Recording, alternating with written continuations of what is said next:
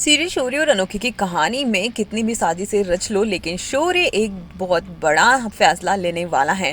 दोस्तों, आने वाले एपिसोड में आप देखने वाले हैं कि अनोखी पर सगुन और आलोक मिलकर इल्जाम लगाते हैं, यहाँ तक कि प्रियंका को बुलाकर सबके सामने सबूत भी रखते हैं और ऑडियो क्लिप को एडिट करके सगुन सबको सुना भी देती है। और लेटर में कन्फेशन भी होता है प्रियंका का लिखा हुआ। और शौर्य इस बात को मानने को पहले तो तैयार नहीं होता, लेकिन जैसे ऑडियो सुनता है उसके होश उड़ जाते हैं कि अनोखी ऐसा कुछ कह रही होती है कि ये सब कुछ हमें करना है, मोलेस्टेशन का काम। और उसके बाद ने जैसे ही प्रियंका आती है, अनोखी उस पर चढ़ जाती है और कहती है कि तुमने ये किसके कहने पर किया है।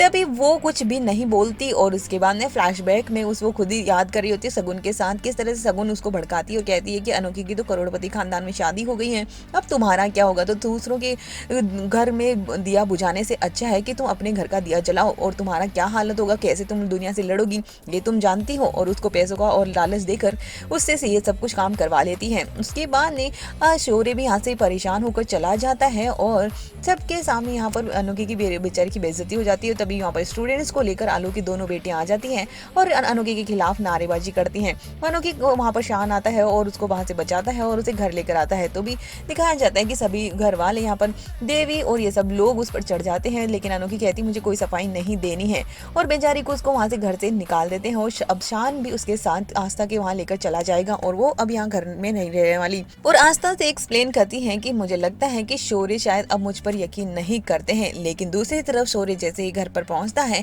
शौर्य देखता है कि अनोखी वहां से जा चुकी है और वो घर वालों पर भड़कता है कि आप लोगों ने इतनी आसानी से इसे कैसे जाना दिया।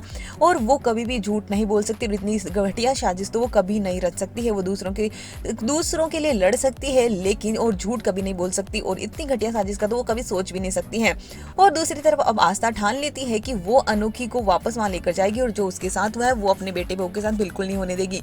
तो आस्था वापस से अनोखी को लेकर पहुंचती है और दूसरी तरफ शौर्य पहले ही घर वालों से लड़ रहा होता है। तो इस बात पर शौर्य के बड़े पापा और बड़ी मम्मी के होश उड़ जाते हैं कि शौर्य किसी की बात पर यकीन नहीं करता है और वो खुद से भी ज्यादा अनोखी पर विश्वास करता है। और ये सब कुछ देखकर जैसे अनोखी सब कुछ सुन लेगी और वो सब अब इन दोनों के बीच में सब कुछ ठीक हो जाएगा। वो शौर्य खुद ही अब यहाँ पर बहुत बड़ा फैसला ले लेगा और इससे कि सबके बड़े होश उड़ेंगे और सच्चाई शौर्य सामने लाकर ही रहेगा कि आखिर किसने ये सब कुछ किया है।